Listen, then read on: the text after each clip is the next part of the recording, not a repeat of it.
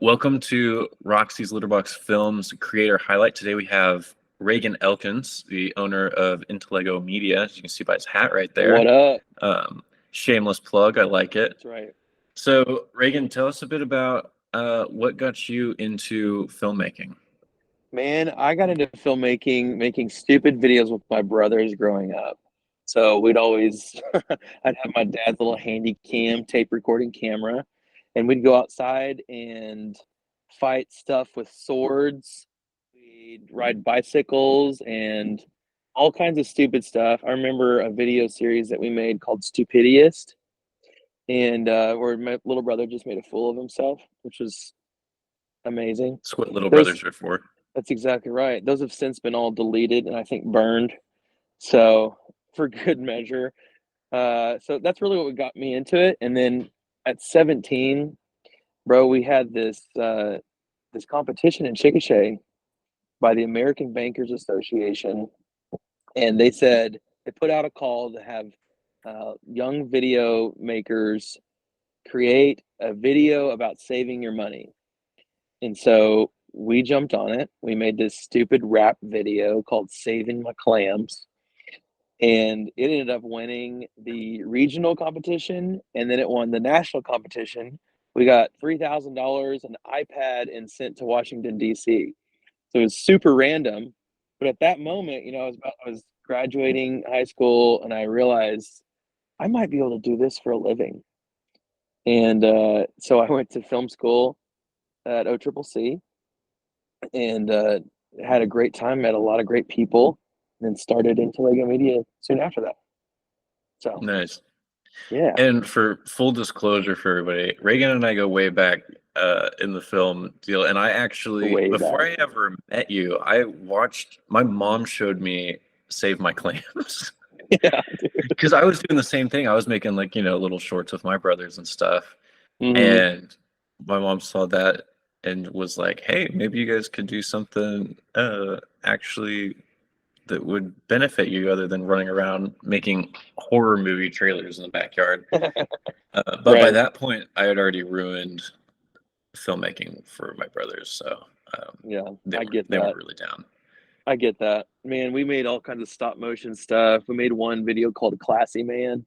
Here's another rap video that is no longer public. Think there's a lot of videos that we made that just should not see the light of day. So, but it Yeah. was fun.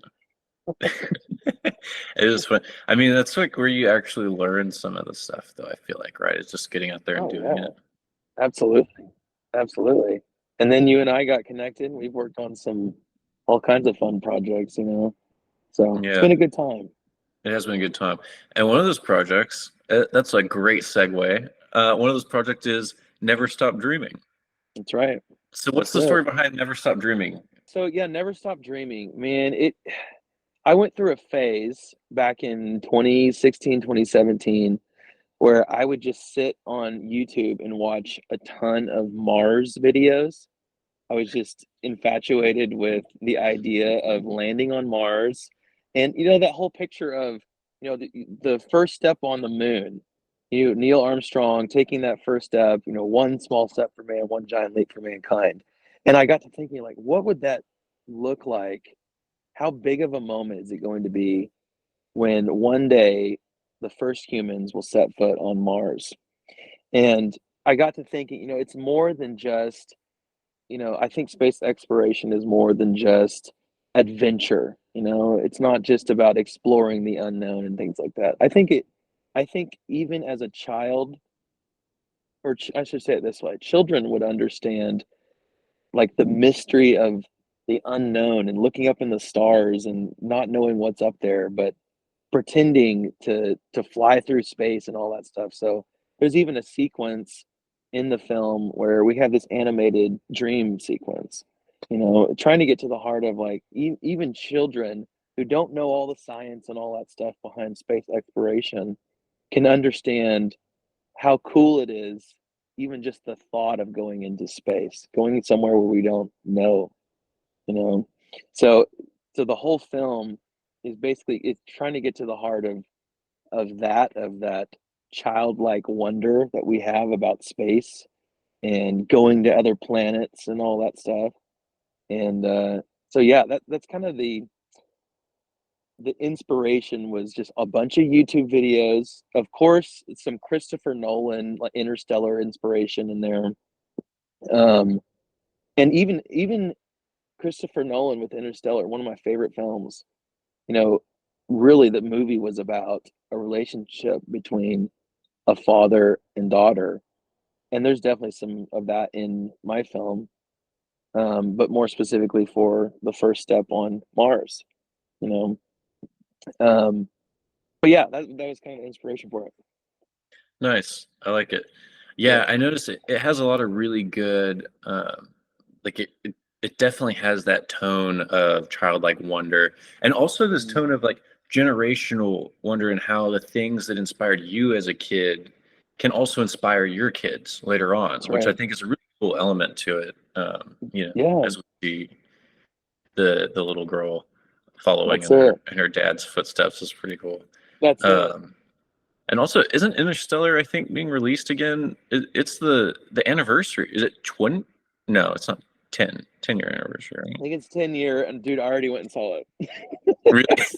Oh yeah, oh yeah. I got a text the other day. I had some friends going on Wednesday or whatever, and they're like, "You want to go?" I was like, "Dude, say less. I'll be there."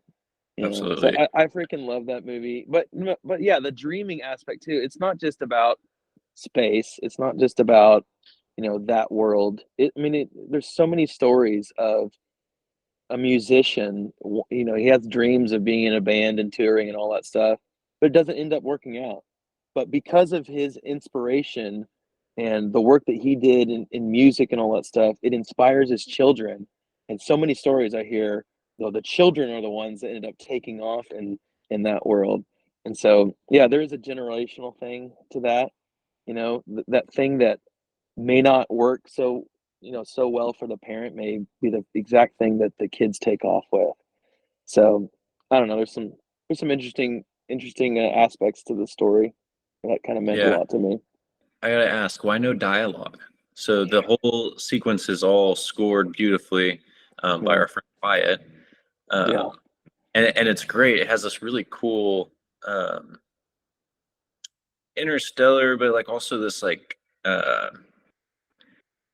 ethereal kind of feeling, I guess. I don't know Mm, how you would describe it, but the whole yeah. thought process behind that. So the music first and foremost, I sent Wyatt. We had a couple great conversations. I sent him a couple tracks that I really loved, and one was a Hans Zimmer track. Of course, Hans Zimmer is the goat. He's amazing. And the other one was a track from the Book of Eli. There was this amazing guitar lick that they have that it just sounds huge, man. Like this, I don't even know how to describe it. Just a giant guitar lick that it has. Just da-na-na-na. I don't know if you've seen Book of Eli, but that was one of the inspirations. I wanted there to be a motif that you have throughout the entire film. So the motif that you hear is every time you see the rocket ship come up. So at the very beginning, the little boy is playing with this rocket ship, and you hear that motif. And then later on in the animated sequence, you hear the motif underneath everything. Um, Later on, I know this is going to spoil a lot, but when the rocket ship is all dusty, you hear a little bit of that same motif. Um, and then when you actually see the big, like legit rocket flying through space, entering Mars atmosphere, is the biggest moment where you hear this motif in its largest form. Just that to me, musical motifs help tell the story uh, so much, dude. You hear that in like some of my favorite films, like Lord of the Rings has a motif for every freaking world that they're in. No, the Hobbits have their own motif, all this stuff. So I wanted there. That was a specific conversation I had with Wyatt. I said I want there to be a musical motif every time you see this rocket ship. Um, but the dialogue vision was based off of. There's a quote from Alfred Hitchcock that really kind of impacted me early on, and that was if it's a good film, you should be able to turn audio off and still know what it's about. I thought through that and I was like, okay, how can I make a film without any dialogue but still make it impactful? And there are a couple moments where you can barely make something out. And the only times you can kind of hear some dialogue is when he's the farthest away from his dream. So at the very beginning, the son, there is the parents are arguing in the other room. You can hear some of that argument very faintly in the background. And then whenever he's all ticked off because, they didn't accept his rocket engine or whatever he's presenting to this board, he comes home and he takes it out on his daughter, and you can hear a little bit of that dialogue again. And then, of course, he throws her drawing away, opens it up, and it's that rocket ship again. You hear the motif, so he's back in that mode again. It's like, oh yeah, I remember what drove me to pursue this, you know. And so, but yeah, the no dialogue thing was a risky decision, but I really wanted to make a film that was just music and performance led. You know, Yeah, I like it. I feel like it adds like a unique um, twist to it thank because you. it's so visual anyway. The thought of like space and whatnot. Yeah. So I feel like it totally works. Wait. Um, so how big of a crew did you have for that? I mean, I know I worked on it with you. Yeah. It's been a Spoiler, while but though. It's been it's a been a hot minute. while. Yeah. Um, I think we had 10 crew members. So Andrew Appleyard and Callie Nichols produced it. Andrew also DP'd, and you gaffed it. Great job. Thank you. Jacob Blue was in there. I can't list everybody. It's been since 2017, but Yeah, no, um, but it but was a pretty small group. it was a Um, small group. And then I think probably the most difficult decisions we had to make were thinking about the visual effects in post. So Garrett Chapin did all our visual effects. So we shot in a green screen studio for where she's walking on Mars and things like that. We also shot a lot of things that would be comped in post too. So the shot at the very end where he is holding the drawing of his daughter made, and it just looks up into the blackness. That was all put together. Obviously, we had to think about how we're going to do that in post and everything, and we made a lot of mistakes. And I learned a lot from that film, and that really, honestly, at the heart of it, that was my first short film to have a crew on, to have a team, and to direct on. And I enjoyed the whole process. I would have done a lot of things differently looking back. Even the pacing, it's so slow. Like it's very slow. That was a decision I made at the time. I was like, okay, this is gonna be very slow, and the music's gonna keep everybody engaged. I think I would edit a 5 minute video nowadays. I think that would have been really, an easy 4 to 5 minute video. yeah, Um, it's totally different. I've learned a lot since then. And in order to keep people engaged, a lot of times you got to think about pacing. You have to think about pacing. Pacing is so important in keeping people engaged. I'm still, excuse me, I'm still happy with it, um, as like my first short film. But I would have done a lot of things differently looking back. yeah. The So, pacing's a tough one because you don't want to fall into like the quick TikTok edits, mm-mm, and then just mm-mm, be like blasting information at people the entire time, and it's like overstimulating. yeah. Um, but yeah, sometimes you don't want it to be Yeah, you don't want too it to be drawn too out. fast and it goes right over people's heads, but you also don't want it too slow where people click away, you know? Yeah, So you have to find that happy place in the middle, but also not compromise your story. yeah, I've seen both sides where you can have a great story, but it's so slow that people are not engaged. And then on the other hand, it's so fast that people don't know what's going on. So yeah. it takes a lot of effort and a lot of time to kind of hone that craft of find the right pacing. I think it's important sometimes too. People understand some of that pacing and some of those pauses in there are intentional for you to reflect on whatever it is that's being said. Like, Yeah. I don't think it's a bad thing to feel awkward or um, like you want to get out of a scene sometimes as an audience Right. member, if that's the intention, you know, because Right. sometimes it's like I'm trying to think of an example of like a film that does it really well. Um, I feel like it in like thrillers. A lot of times they'll have that kind of stuff where it's something gross or something uncomfortable that the camera's just sitting there with it, and you're like, Yeah. okay, Like let's move on move from it. along. But Yeah. the filmmaker's like, no, you're gonna sit here and you're gonna feel as uncomfortable as the characters in the scene feel. Yeah, Um, even a horror film that's you want the viewer to feel the anticipation, the tenseness of is the monster about to peek out over here or whatever. You have to kind of pause on that. So it might take a while. The pacing may seem slow or whatever, but it adds the tension that you need. So yeah, yeah, it's just it depends on the director, man. And it's fun for me to watch different films by different directors and see how different their pacing is, you know? And everybody has their own style. And I thought at first, my style is lots of slow push-ins, and we're gonna stay on this shot for I don't know a good 30 seconds, and then we'll move to the next one. And I enjoy it. I enjoyed it. It was fun, but I would have made a different film yeah. today. You know? But I mean, that's how I view short films. Is that's how you learn what your style is, Yeah, yeah, though, because you wouldn't have known that until you did it and saw it for yourself on the screen and go, okay, well, yeah, maybe maybe I could have tightened that up a little bit. But I mean, yeah, very rarely do short films ever actually make you any money or make you anything. They're all stepping stones, in my opinion. They're all stepping stones towards finding out who you are as a creator. yes, absolutely. And I think that was what I got out of this project the most was kind of figuring out what kind of director, what kind of producer I am, and just get my feet wet in it. And so since then, I mean, it's been a lot of music videos. We've done some shorts and stuff and all that stuff, but I really have enjoyed this platform that you've got going on. I think it's really cool because, I mean, this film has been collecting dust.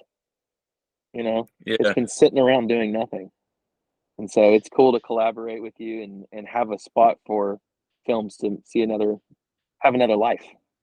yeah, and I'm hoping that with this, as we get more and more films submitted and stuff, and people are watching them, encourages people to click on, another short film that somebody did, or another, Yeah. whatever feature, um, and it's just kind of learn, and then with the creator highlights, Mhm. learn the stuff that they learned on those shorts, and kind of see what it is that they would change about it. Because I mean, nobody, who is it that said it? Um, I feel like this has been a quote that's been said and like chopped up by a bunch of different people, but Mm. a piece of art is never finished, only abandoned. Ah, And so yeah, everybody always has some kind of critiques, and everybody else, you're your, you know, biggest judge of what yeah, you've done and criticism. right. Um, so yeah, I'm excited to see how this platform ends up shaping up. I'm hoping it's something that I was looking for my short film. So Yeah, I figured it would be something good for other people too. So I think it's great. what are some other things that you learned besides pacing that has helped you? Like you said, you've done a bunch of music videos and a bunch of other stuff since Mhm. then. This being your first time working with a crew, how did that help get you ready for these other projects?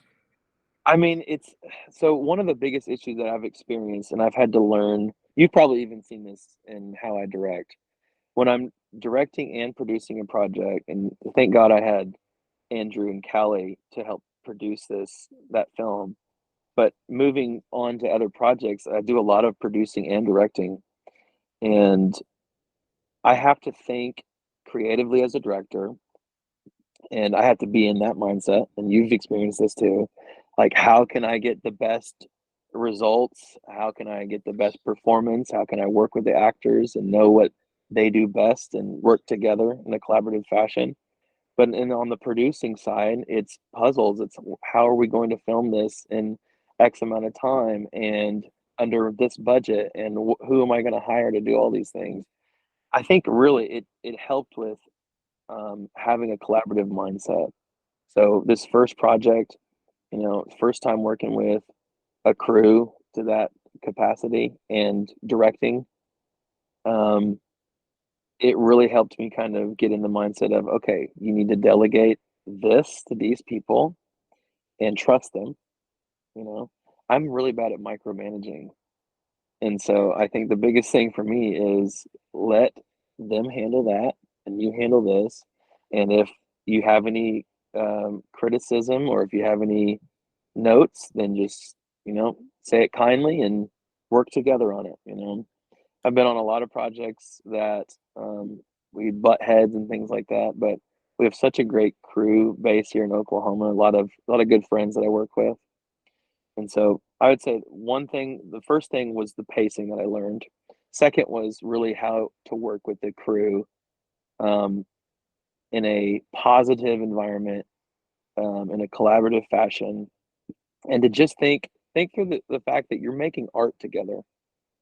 You know, I think a lot of times I get so caught up in, especially in the corporate world, I got to make sure and get this thing perfect and it's got to be right. And sometimes I get pretty, I don't know, my attitude's not right. I don't pass the vibe check, you know? Yeah.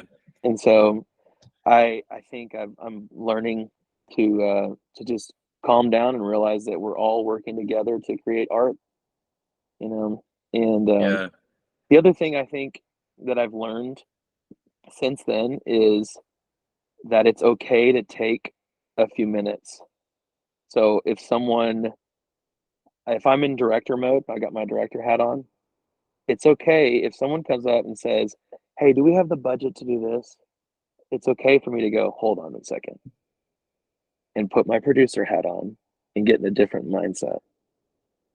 So I've been learning to do that. I'm trying to delegate different I don't have to do everything. You know what I mean? There are people that are way better than I am at lighting a scene. There are people that are better than I am at running a camera. So delegate. Um, and then number three is communication. So I have learned a lot and I'm still working on how I communicate as a director. And a good director could convey what they want in a good sentence a lot of times, in just one sentence. And I especially Never Stop Dreaming. I remember a couple moments I just was not communicating very well, and my vision was not coming across to the other crew members, and that was my fault. I know that I was lacking on my skills as a director, and so one thing that I've learned to do, and I'm still learning, is figure out how to communicate your vision well, and if it's not coming across, think of another way to communicate it. You know, Yeah. so That's really good. Yeah, I feel like that's really tough to admit. So good on you. But also, it's something that we all. I mean, communication, especially in a high stress environment where the sun is setting and you only have so much time to get a shot.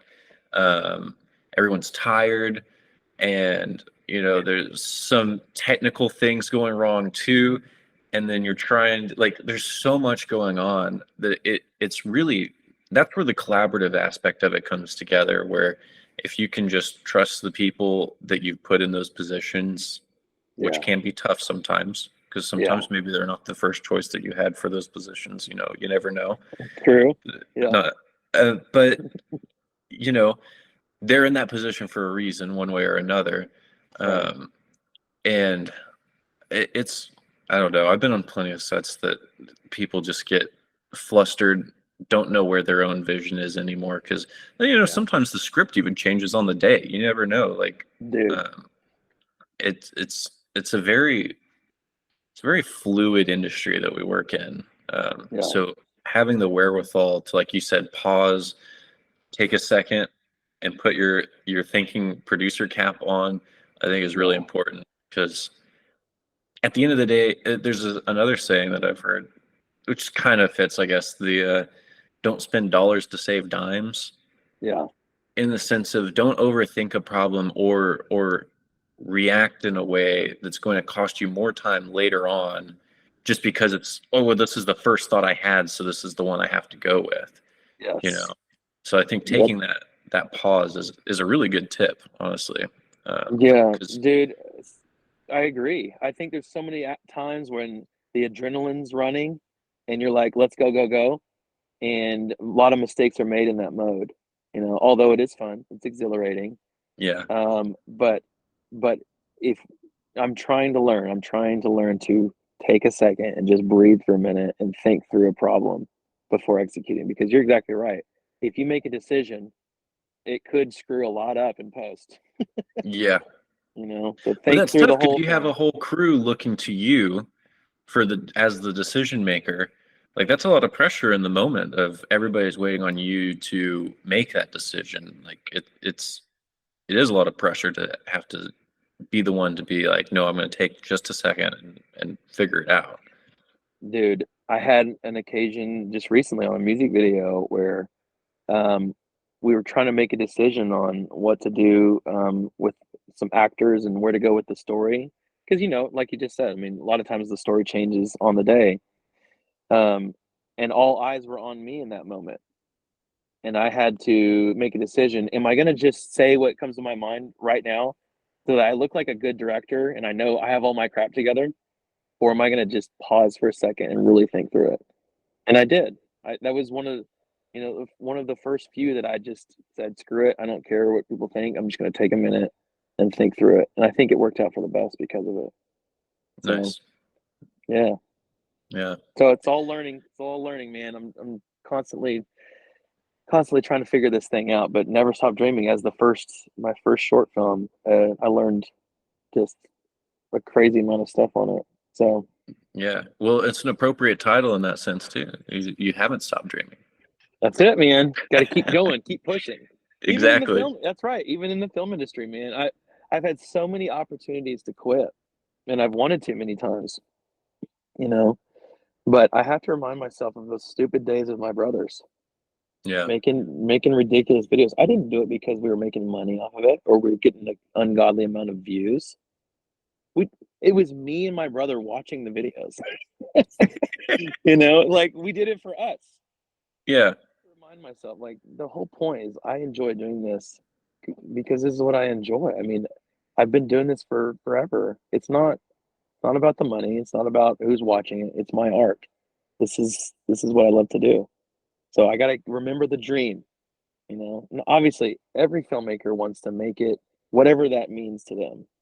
Yeah. Making it maybe I want to have my side gig or my hobby as making films. And for other people, it may be I want to win an Oscar someday, you know. Whatever that looks like, just follow your dreams. Never stop dreaming. Keep pushing, you Yeah. know. Never let the light fade. Never let the light inside will never dim. It will never fade. Never fade. That's it, That, man. what is that from, Reagan? This is, dude. I was actually going to mention that too because uh, for those watching, Blake and I did a 48. Blake was a part of a 48 team that we had, and that was a line in the 48. And we ended up winning the Oklahoma regional competition, which is awesome. Super stoked for that. But the 48-hour film festival is another example of figuring things out. You only have 48 hours to make a compelling short. How the heck are we going to do that? You know, Yeah. and so I would encourage everyone, if you know if you're getting into film, do a 48, do a 24-hour video contest or whatever, and what you learn figuring stuff out on the fly, I mean, is so valuable as a filmmaker. Because when you get on a set, and Blake, you would understand this more than I even. When you get on set, so many things will change. Oh, A director absolutely. will say, "Hey, we want this," or a director of photography will say, "Hey, bring a light over here," and they're like, "Oh, just kidding. I know you just spent the last hour and a half setting that up, but we actually don't want that anymore, and we need something even bigger over here in 5 minutes." Yeah. You know, I it's can't like tell you the amount of times that's happened. that's it, that's it. But that's what it is. Filmmaking is a rodeo. You got to figure out what the heck you're gonna do. It's a wild ride. So I would encourage anyone do a 48, do a 24. That's probably some of the best practice for getting into like feature films and larger productions. You know. Yeah, So honestly. yeah. Am I frozen on your screen? You're good. Are you frozen on Oh, yours? Well, my little like dude in the bottom corner is frozen. Like Oh, okay. it's super distracting because every time I look It's down, just I'm the like, wrong face. "Is that what I'm look? Is that what I look like to you right now?" And you're just having a really good poker face. Yeah, I don't know. I don't know why he's. I don't know why it's all frozen, but No, if you were paused with that face, I definitely wouldn't have a poker. I don't have a good poker face at all, dude. okay, good. Just be laughing at you. Hopefully, it doesn't record that way. But oh It well, probably will. that's fine. I'll just cut it to you. I don't know. Yeah, all good. This is part of that learning experience too, of like figuring That's it, out man. how Yeah. this works. No, I think this is cool, man. I think, even with our little, we have, a little festival thing, we're thinking about doing more than just our 24-hour thing. And I think it's a cool opportunity to have dialogue. I mean, I hope filmmakers are interested in kind of seeing the behind the scenes and talking through why decisions were made and what mistakes were made and things like that. So at least Yeah, I watch videos like this. So I do too. I like watching. If you can learn from somebody else's mistakes, that's always the better way yeah, to do it. Uh, absolutely. um, so as we wrap this up, though, what stuff do you have coming out that you want to get people to watch or point to? Where can people find you? So yeah, follow me on Instagram and Facebook. My website is just intellegomedia.com. Same thing with Instagram or Reagan Elkins on Instagram. You can find me there and see some of the work we've been doing. But right now, I'm working on a super secret documentary that hopefully the world will see by the end of the year. I'm super excited about that one. We have a couple really cool music videos coming out. The normal corporate gigs and things like that. We're just staying busy making videos. I look forward to seeing which. All full disclosure, I have helped a little bit on this super secret documentary, and it's going to be one that everybody's going to want to check out. It's going to be Yeah, pretty hilarious. I won't spoil anything, obviously, but yeah, definitely follow Reagan to keep along just just with that, let alone all the other cool stuff that you're doing. it'd be crazy, man.